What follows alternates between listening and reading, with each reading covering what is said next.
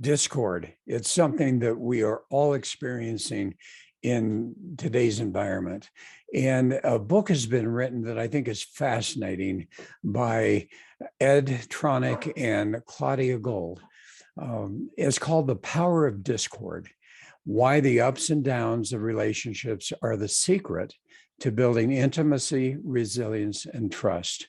They are very, very powerful people. Ed is a developmental neuroscientist, clinical psychologist, involved in all sorts of different things, particularly focusing on children. Claudia is a pediatrician and also a writer, and has practiced behavioral pediatrics for over 20 years. Both of them come in with some incredible expertise that they're going to share with us relative to how do we ultimately go from emotionally suffering to emotional health. How do we work with our children to where they can grow up in a very healthy environment? So I know you're going to enjoy this show. I look forward to sharing it with you. And please tell your friends about it. At the end of the day, it's not about what you have or even what you've accomplished. It's about what you've done with those accomplishments. It's about who you've lifted up, who you've made better. It's about what you've given back. Denzel Washington. Welcome to Inspire Vision. Our sole purpose is to elevate the lives of others and to inspire you to do the same. Well, Claudia and Ed, how are you doing? Great, thanks. How about you? We're doing pretty well. Thank you. Good. Well, we're getting a lot of snow out here. How about you guys? Well, where are you? I'm out in Utah. How about you guys? Ah, Well, yeah, I'm in Boston.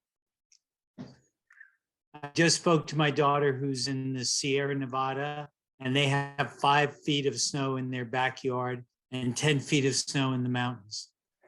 I believe it. I used to live in Tahoe, and I was telling my kids, because we were talking about that, and I said, I can't tell you how many times I walked out in the morning and there were 3 to 4 feet of snow on the sidewalk, and I'd have to, get that all cleaned up. So now, Claudia, how about you? Where are you from? I'm in Western Mass, like on the border of New York State. Okay. And we had a little bit of snow, but nothing now. All right. Well, yeah, and we're praying for more snow because our reservoirs are down to 20% of what they used to be. So we're hoping for a lot more snow. Yeah, I hope so.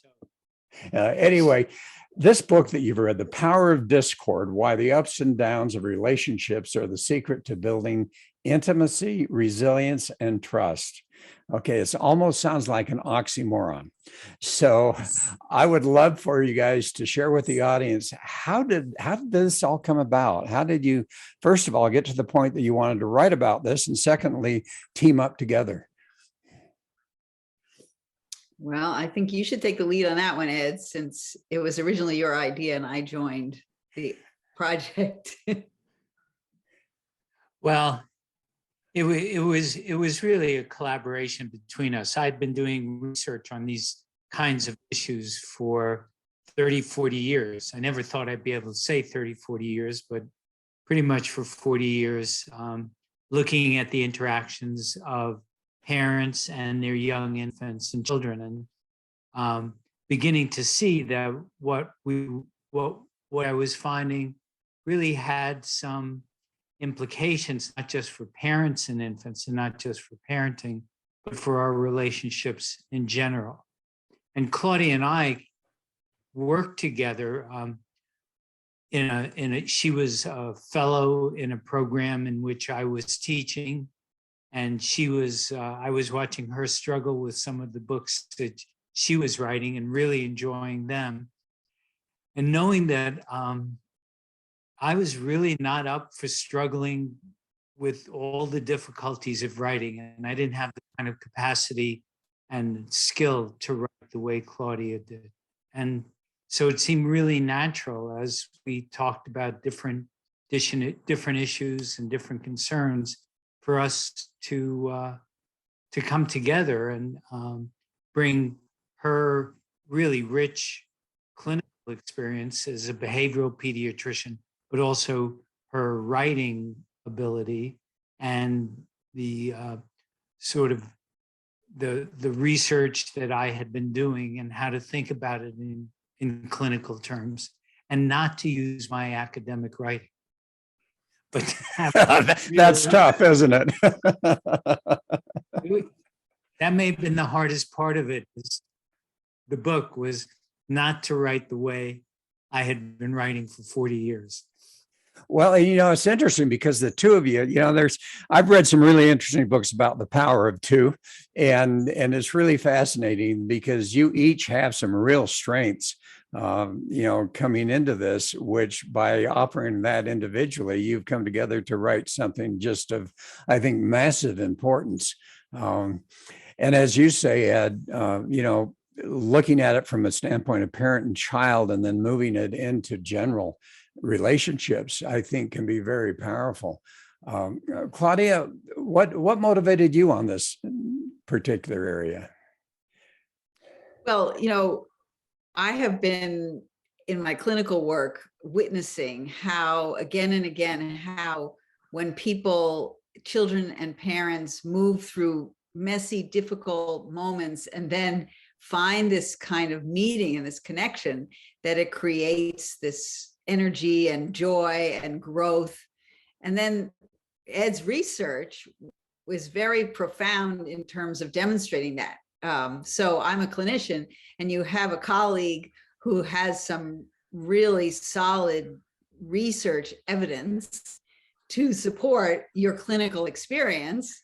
That's really a wonderful combination. So, I've been a great admirer of Ed's work and learned from him. And then when he asked me to write the book, of course, I was thrilled. And it's been, we often joke that we practice what we preach, because we're constantly having these things where we miss each other and misunderstand and have disagreements. And then once we get through them, for the book and in our relationship, it leads to these moments of growth.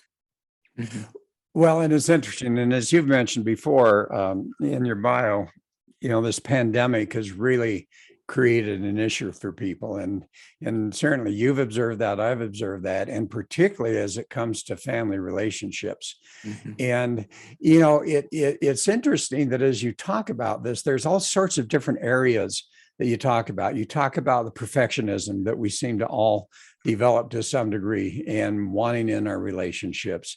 And you talk about how to repair those and the emotional health. I want to get into that a bit because, what I find is most people struggle with those relationships. And in many cases, as they end up in divorce rather than end up in that situation that you're talking about of greater trust, greater relationship, greater connection. How do people, number one, let's talk about the perfectionism. Would you share your thoughts on that and why perfectionism is causing such a challenge for us?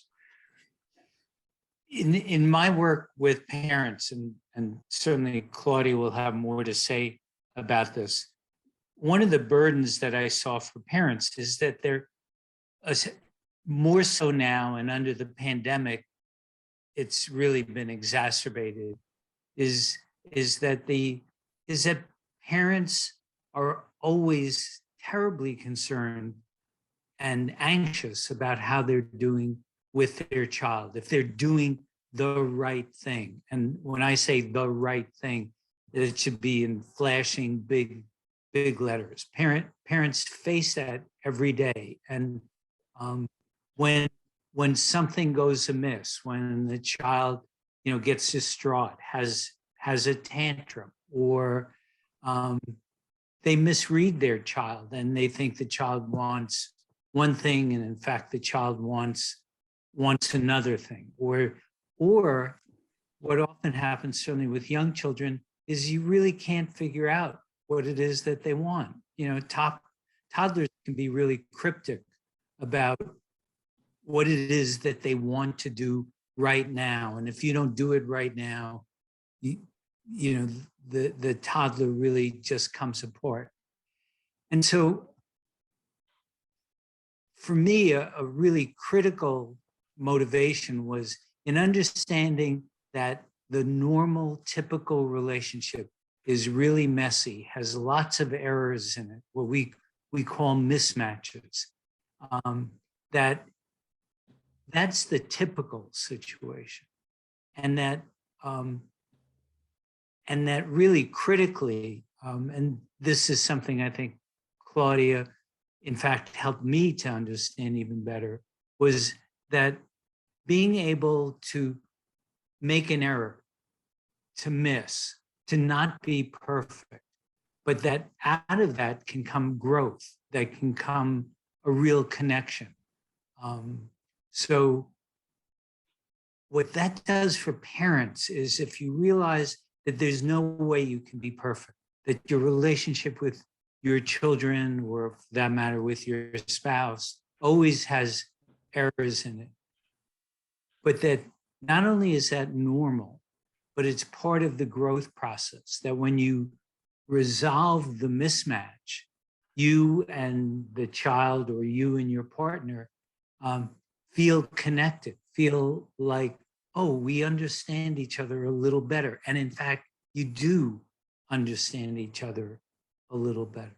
So it's not just not being perfectionistic, it's understanding that it's normal to make the mismatches and the errors, and that in dealing with them, you grow and actually become better. Well, you bring up a really interesting point about parents really trying to understand the needs of their children and so forth. I am very aware of so often how many times children going in school, talk about perfectionism. They think they need to get good grades and so on and so forth. And then you have some child that goes to school and they are labeled as ADD. They're labeled as just a troublemaker and so on and so forth. And no one's figuring out what's going on. And in many cases, in my own family, particularly, because I'm very aware of this with one of my sons, that, you know what? They learn differently. You talk about the different ways of learning, the spatial learner, the auditory, the visual, all those types of things. How do parents start to really communicate with their children in a way that the children are able, number one, to feel safe to really share their thoughts with them? But secondarily, how do parents get themselves to the point that rather than continually imprint upon them what their values are and what their thoughts are, that they can just kind of set aside for a minute without judgment and really listen and investigate and understand their child's needs emotionally, educationally, all of that? Okay, so I think that the essential first step is for parents themselves to feel held and listened to, because if you yourself are overwhelmed and exhausted, I think the burden that's been put on parents in this pandemic is just almost inconceivable. What mothers in particular are expected to do in terms of continuing to work and run households and teach and their own children and manage Zooms in different rooms. And so when you're completely overwhelmed and at the end of your rope, it's very hard to create space to be curious about what your child is trying to communicate. So I think it goes back to the very beginning, that as a culture, we need to value parents from the moment of birth, to take time right from when kids are born to listen to the way babies have unique ways of communicating right from birth, and then to continue that way of being curious about our children and what their behavior means, rather than feeling a need to control it. And I think the example of ADHD is such a poignant one. And I was just listening to a story of a family. It sounds very much like what you're saying about how, when you can take time to figure it out, someone who's, perhaps very musically talented or aware of, sensitive and aware of people's emotions to a greater degree than the average person, put them in a room where you're just supposed to sit at a desk and pay attention for hours, and they're going to struggle. But that's not the problem with the child. That's the problem with the environment. Well, exactly. And, you talk about how parents, and I think you really have an excellent point, that parents need to be able to get to the point where they feel enough safety and calmness that they're then able to really listen to their children and try to understand their children. Because most of the times, if we're not in that emotional healthy position ourselves, there's no way that we can then offer that type of judgment-free, loving type of communication that I think is so desperate. But how on earth do we help the parents to get to the point where, number one, they start to feel that calmness and that emotional health, both as individuals and as a couple? That's not easy. How do we help? Because I never got any parenting advice other than, my parents or something, but in criticism. But how do we help those massive groups of parents to get to the point where they are in such a solid foundation emotionally within themselves that they can then together offer something of value to their children?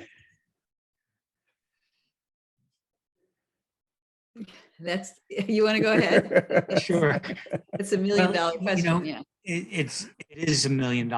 It's Or $1 trillion, maybe. it's $1 billion Build question. back better question. Trillion. Let's be political here. It's a multi-trillion-dollar question. I think in a way it echoes the question about being perfectionistic. If parents feel the burden and the stress of always doing the right thing, then they're terribly anxious about what they're doing. And of course, it means that they're terribly anxious that their child will do exactly the right thing, that their child will be perfect. So the parents who are looking at their 4-year-old, and this is really typical of, for parents, is they're thinking about their 4-year-old who's messing up, and they're picturing their teenager. That child is a teenager doing the same kind of thing. And it really loads the situation with all sorts of meanings and implications that aren't really present in the moment. But the parent wants so badly for the child to do well. So I think what's needed is that there has to be that shift in their framework, the way they make sense out of the world, to understand that what they're doing and what the child is doing has a lot of exploration and messiness about it. And that out of that, a resolution will emerge from that. And trying to impose, if you will, or demand that immediate perfection on the part of the child without giving them space to explore what's going on, not only leads to the child reacting, the child feeling anxious and feeling a sense of failure, which of course makes the parent feel even more anxious. And they both get locked into this, you need to do it this way, it has to be this way. There's only one way to do it.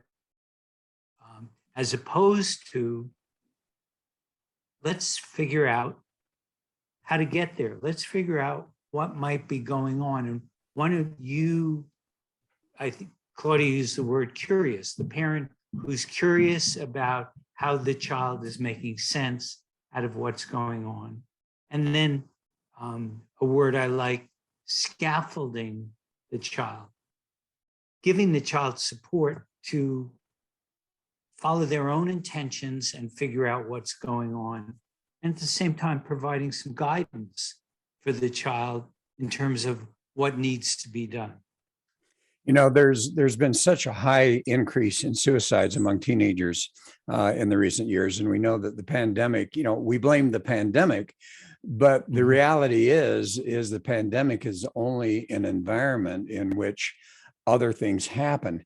I guess my question as parents, and you bring up an interesting point, Ed, that as our children are behaving in certain ways, um, I question whether there's an element of fear that resides in each of us, that as we see that in a child, rather than being able to sit back and, number one, just smile about what they're doing and recognize that, you know what, this isn't necessarily who they are.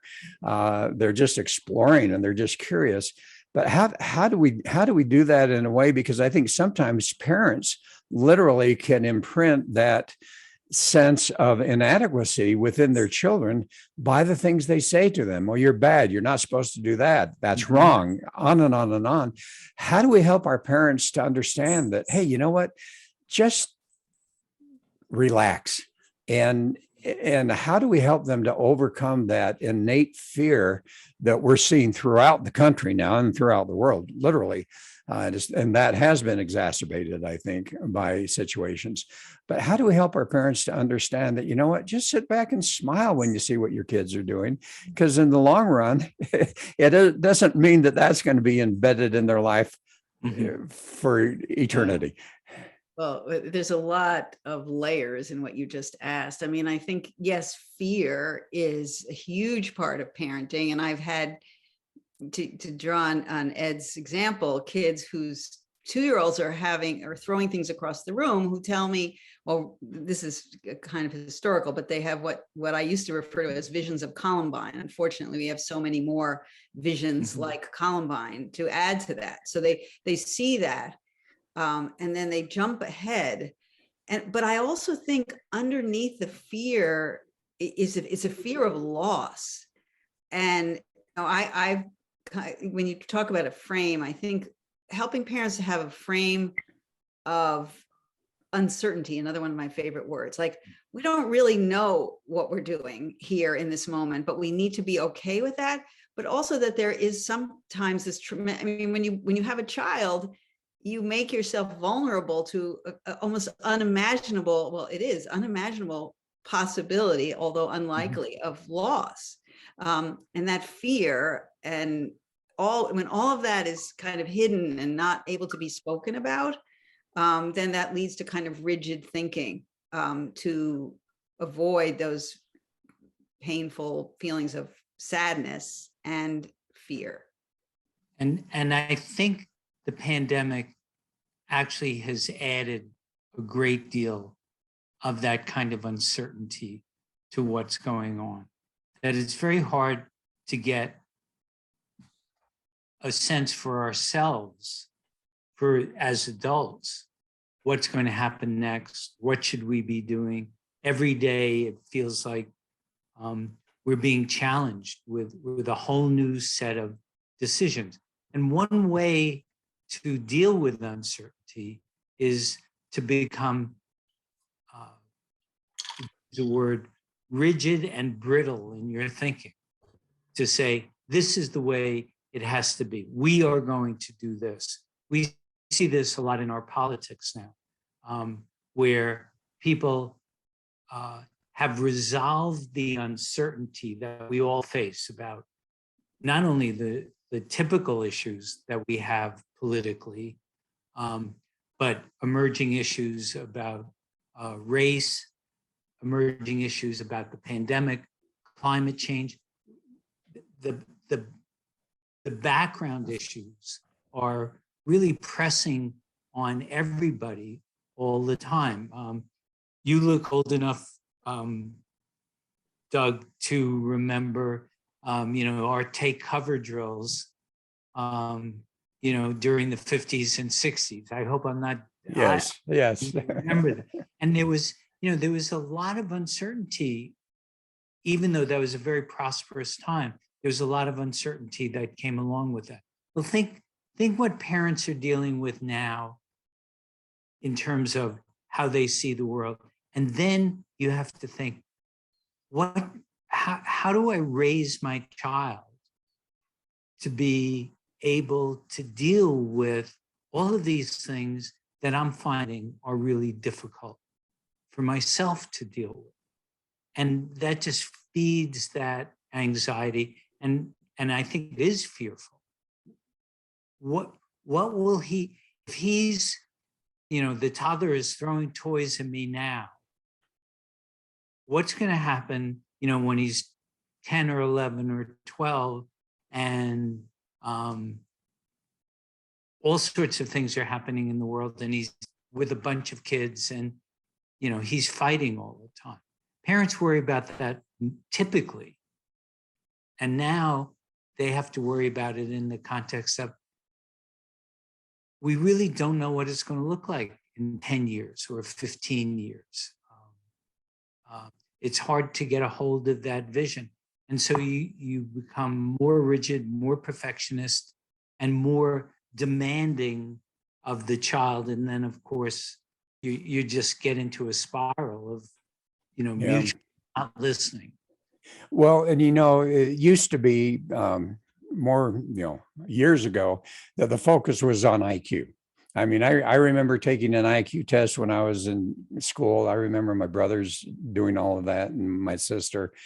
Now it seems that maybe more importantly is EQ, is the emotional intelligence that people need. How do we help people, particularly our parents? How do we help them to develop a healthy emotional level? Well, I mean, I think, I guess in their children, in themselves and in their children, I guess is what you're asking. Again, I want to say it goes back to birth. This is what I love about partnering with Ed, because his research is with infants. And as a pediatrician, I work with infants, and your emotional life begins when you're born. It doesn't begin when you go to school, when you're 5. And so when parents are supported, and parents have the resources that they need, when they don't feel isolated and alone and overwhelmed and overburdened by, a whole host of things, then they can help their children to make sense of their sensory experience, which is intimately intertwined with their emotional experience. And that's how they develop emotional intelligence. I mean, it starts very, very early. And once that kind of pattern of interaction is set in place, I should also add that helps the child develop more of a sense of themselves as they're able to work through these kind of moment-to-moment misunderstandings in relationships with people who care for them. Then they get a better sense, well, this is me, this is who I am, and this is who you are. And that gives them kind of a strong sense of themselves, which is also part of what you call emotional intelligence, that you can name your feelings, you can own your feelings, you can be okay by sometimes you really don't know exactly what you're feeling. And all of that makes up emotional intelligence. Well, and it's interesting. I think one of the greatest fears that parents have, and as you've brought up, as you see behavior occurring within the child, it's just going to be that way the rest of their life, type of attitude. And we even see it within ourselves as adults. We look at ourselves. I'm never going to be able to change. All of that type of thing, or with a spouse or a significant other, they're never going to change, and I'm not sure I can live with this anymore, and so on and so forth. I find it fascinating, and Ed, I'm going to direct this question to you because I think you're the one that's done the research on this, neuroplasticity. And how is it that we can understand that, we are not solidly baked in a situation that we cannot consciously change to the point where we literally can change ourselves and our outcome? I think from the research that I've done, one of the lessons that I learned, and you bring it up exactly, is how people can feel stuck as if they can't change, that there isn't a possibility of change. And one of the points we elaborate and make in the book is that when you have messiness. And there's a mismatch between what your parents wanted you to do. We're talking about infants now, between what your parents want you to do or what they think is going on and what the infant wants to do. That when it gets resolved, when there's the mismatch, the infant and the parent are both feeling negative and stressed and problematic. When it gets resolved, the feelings really change. They become more positive and feel more connected to the other person. And that's really what typically goes on in, let's call them good interactions. What the child learns in that situation is I can go from feeling bad to feeling good. I don't have to get stuck in the feeling bad because I've had this ongoing daily sort of typical moment by moment experience of repairing mismatches, just little things. And every once in a while, maybe a big thing really goes on, but we repair it. And that gets built into us. You talk about neuroplasticity. It becomes part of the organization of our brain. It becomes part of the organization of our bodies. And what comes out of that is when you've had that experience of repair and you come to have a sense that you don't have to be stuck in a particular feeling. When you're an adult, you bring that same experience to your relationships. So you can be having that disagreement. Now, I never have a disagreement with my wife, but when we do have disagreements, right, we know that we can change from that disagreement, from that negative feeling into a positive feeling. And the more we do it, the better we get at it. But both of us had experiences, I think, with pretty good parenting where our parents listened to us, they made adjustments for us, they didn't impose fixed solutions. And so now when we deal with each other, we bring that history and that experience to bear in the way we deal with each other now. And so we don't feel stuck. We don't feel caught up in that negative emotion. But someone who's been raised without that experience of repair, where, again, coming back to your perfectionism, the parent who always imposes the solution, say we're talking about 5-year-olds and 10-year-olds, who always makes the child do exactly what the parent wants. And so that child never has the sense that what I'm thinking counts and I can change the situation. There's no room for change to that situation. They come into adulthood and they're rigid and they're fixed because the only way they know about the world is in this fixed, rigid kind of way. Well, and of course, that's the challenge that we face today. We've all been parents, and we see it all over the world. How on earth do you take someone who has grown up in that rigid, as you explained, now they're adults, now they're parents, and guess what? They're probably going to do the same thing to their children. How do we, you talk about you and your wife, and obviously you had upbringing sufficient, and Claudia, I would assume you did too, if you and Ed are able to work things out. So bottom line is, how do we help parents?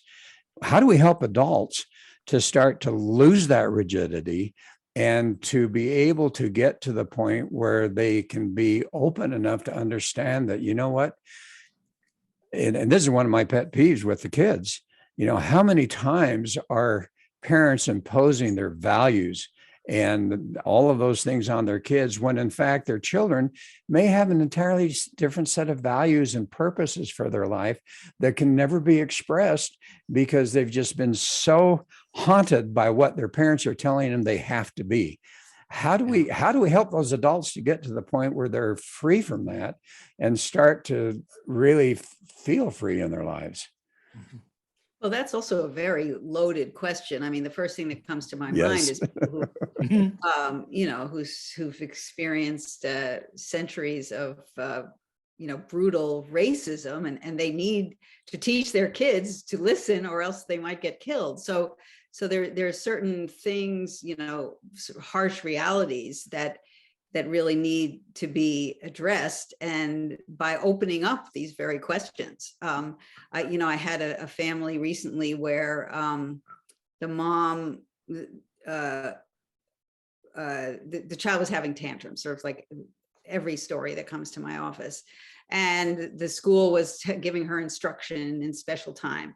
So she came from a culture where she experienced, she's an immigrant, extremely punitive discipline, and also actually had, you know, significant trauma. And then there was within the context of community violence. So her child's tantrums had these, you know, many meanings to her that she needed to then unpack and open up in order to be able to really listen to what her child was saying. So I think it involves really opening up the story to not knowing, and to uncertainty, and opening up loss that has not been processed. All of those things need to happen. That's easier said than done, right? Right, but if it's not done, I mean, you know, it's really urgent that we begin to listen to each other better in our world, because, you know, we're seeing, like you said, epidemics of depression and suicide, and you can find roots of not listening very early underlying all of that and ongoing. So yeah, it's hard, but these are the kinds of conversations. This is why we're writing the book and why we're saying these things, because we really urgently need to change the way we think about our relationships. Well, and you talk about diversity and inclusion, and quite frankly, I think the attempts at inclusion is creating greater diversity in this nation. How on earth? I mean, here we are. We've got the ups and downs going on here in this nation, and how do we help people to shed themselves of this fear, shed themselves of these, this is the way it has to be type of thing, to where there can truly be communication, where there can be acceptance, where there can be inclusion for people, so that, number one, our children, as you mentioned, Claudia, you know, sometimes some of those children are experiencing some horrendous things just because of the color of their skin, or how they sound when they talk, or any of those types of things. How do we help the general community to come around to the point where we start to accept each other, and truly, not because it's something politically we should be doing, but because truly we need to love each other, we need to accept each other, we need to give each other the right to be who they are? Another $1 million question. You know what I think what we should all do? I'm hoping that Claudia has an answer. We all need to go and listen to a newborn baby with their caregiver. I mean, Barry Brazelton, who had a great influence on both of us, much more so actually directly on Ed, when he would be like visiting a war-torn country and things were very dark, he would go to a hospital and go to the maternity ward and see the newborns, because, you know, newborns are just babies, you know, so that kind of openness to listening to another human being is revealed through babies.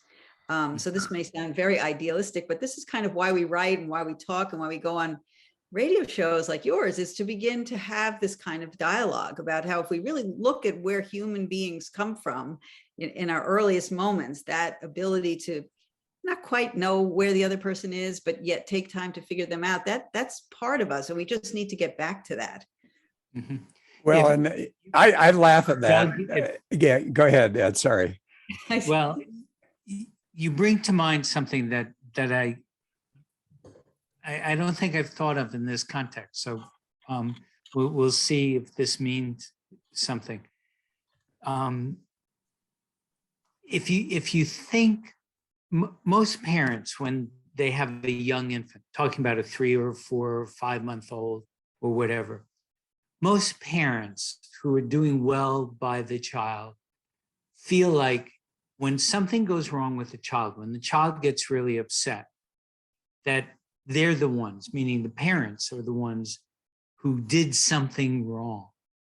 And underlying that is a sort of view of the infant, that the infant is sort of struggling with the world, doesn't quite know what's going on, isn't directing anything at the parent, isn't being mean to the parent by crying or whatever, but just trying to figure out. And most parents have that kind of framework about the infant.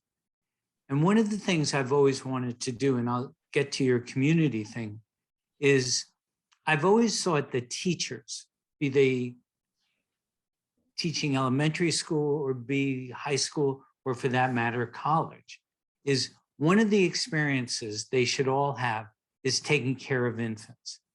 And they should take care of infants, meaning say a 3 or 4 month old, because unless you're a magician, you cannot trick the infant or get the infant to do something that you want them to do.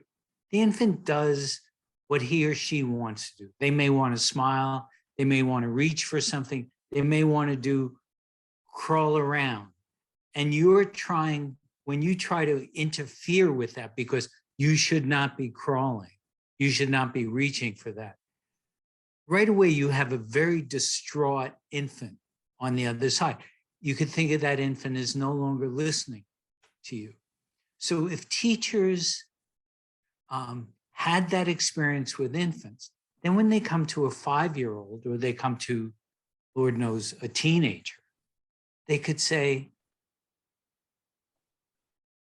let's see what he's about. How do I fit in and support what it is that he wants to do? What we do with infants is we read their behavior really carefully. And parents do this, and parents are really good at it.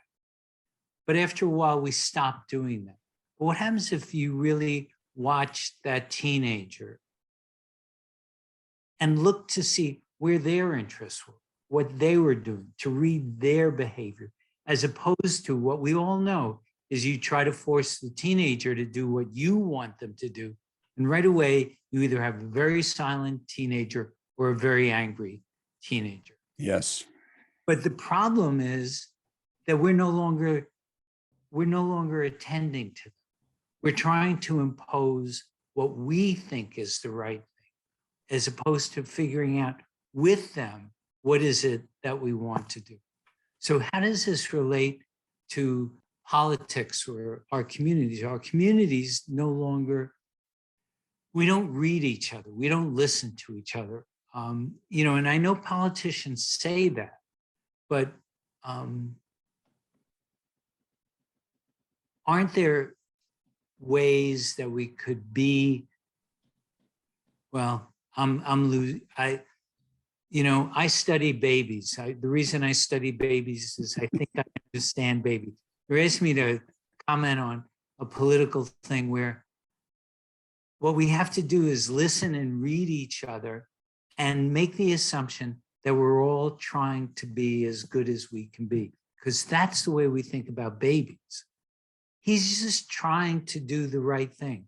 Well, why can't we bring that into the political sphere and just try to see where each of us wants to go, and then work towards a solution, or at least not be embattled when we can't find. Well, and you're right. I mean, when it really boils down to it, that is so important. The thought keeps coming to my mind, and it is a little bit on a religious level, except you be as a little child. It goes and you can't do this and that. But I've looked at that before and I thought, you know what, how interesting would it be to go in and really look at children? And obviously you two do that very intently and recognize the freedom. I remember the other day I walked into my son's house and he's got a little 3-year-old. And she looks at me, she's running across the house. She grabs me, she jumps up, I hug her, she gives me a kiss, grandpa, grandpa, grandpa.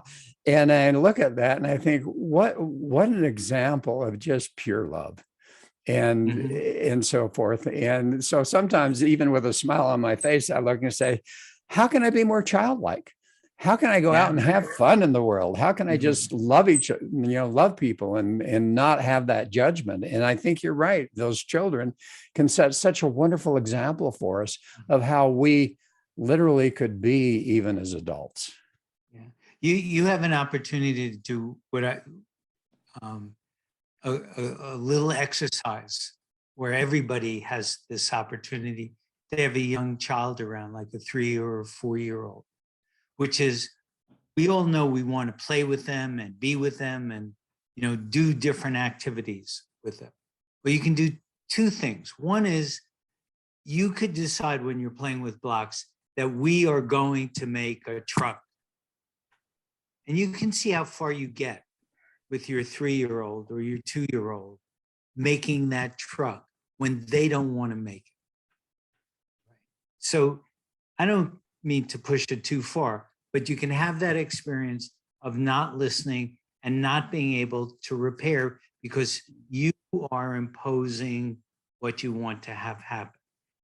The other piece of the exercise is to just watch your child as unobtrusively as you can, playing with a set of blocks, and you trying to figure out what it is that they want to do with it and what you would be doing if you were sitting with them.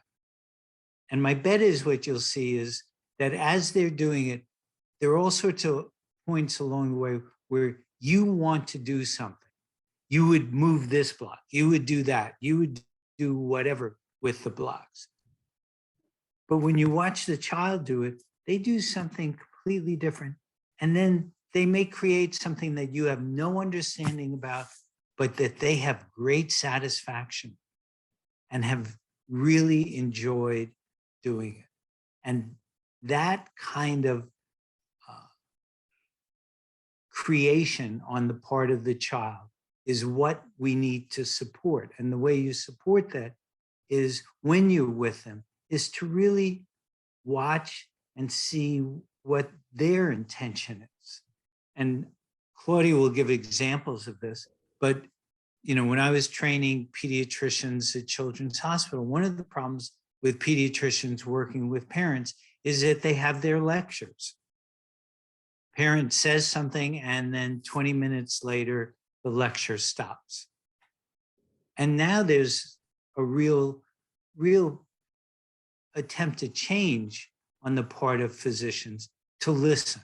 What is it that you know about this? What is it that you want to have going? And certainly Claudia has shown me very much how that kind of thing can happen. Well, and you know what? We could go on for hours, I think, on this. This is just absolutely fascinating. But guess what? Our time is up.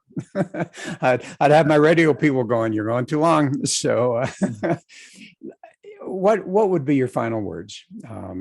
Just quickly, what would be your final words to the audience? What is your desire for those that have listened today? Claudia, you go first. I would say for parents to be more forgiving of yourself, and less judgmental of yourself, and then with hope be able to be more open and curious about what's going on for your child. Excellent, thank you. And Ed?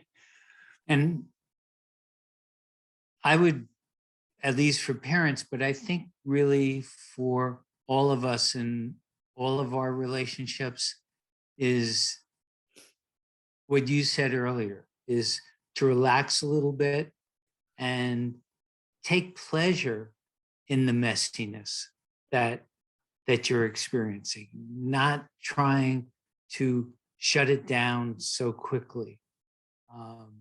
So again, coming back to the issues, the non-issues I have with my wife, when she says to me, "Oh, we're really being messy. We're gonna make great progress here. So let's enjoy it."